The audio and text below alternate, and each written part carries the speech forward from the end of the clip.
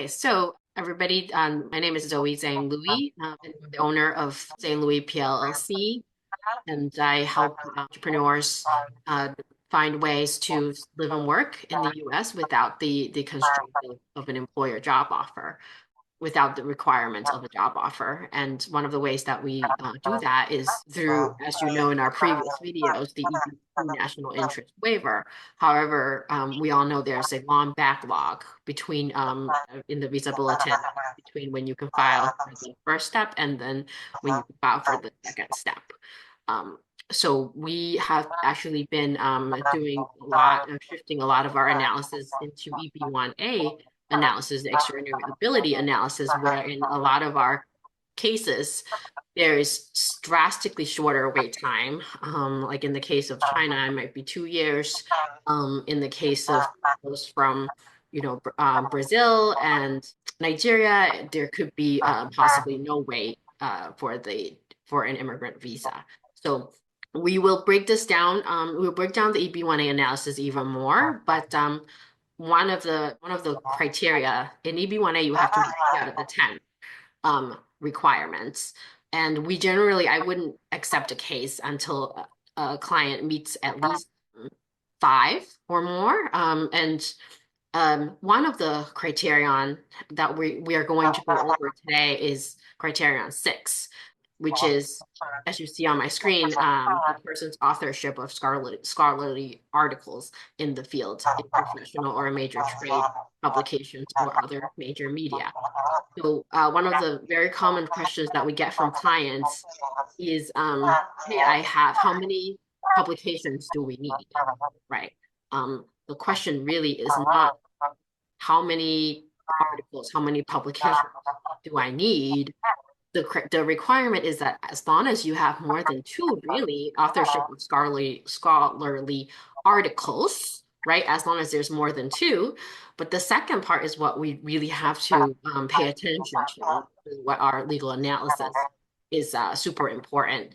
It has to be published in professional or major trade publications or other major media. In most research positions, it's in professional journals. And as the regulation defines it, professional does not have to be major. So I have my excellent paralegal here who does a lot of the EB1A background research. We're going to walk through how to meet the professional definition of the publication of this criterion. Right now, Eliza, you want to take over? So there are a lot of criteria that we follow in trying to establish extraordinary ability. So when we are trying to establish the extraordinary ability, we go into the authors, the beneficiaries' publications. A lot of our clients are researchers and they have lots of articles published in esteemed journals. And when we're trying to talk about how those journals are regarded in the scientific community, very often we use something called the impact factor of a journal. Excuse me while I share my screen for a moment. So the impact factor of a journal is basically how it is regarded, how it is compared with other journals in the field. So there are categories such as medical journals, gender studies, and other categories. For example, the International Journal of Sexual Health. When we are trying to find an impact factor for a journal, usually we use the About the Journal section, and all it requires is a quick scroll down until we find an impact factor for this journal. So as I showed here, an impact factor above 3 is considered a very good journal. So the International Journal of Sexual Health has an impact factor of 2.2 as of 2023. So it is considered an average journal, and we will discuss about it and include its impact factor in the application.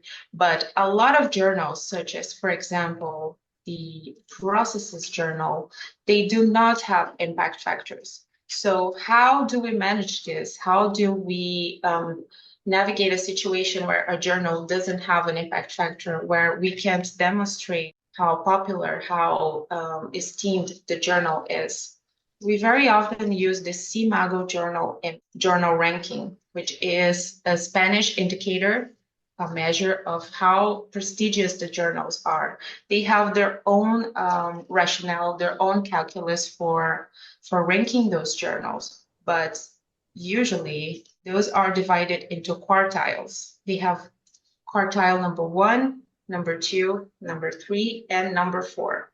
The more acclaimed journals are within the quartile number 1.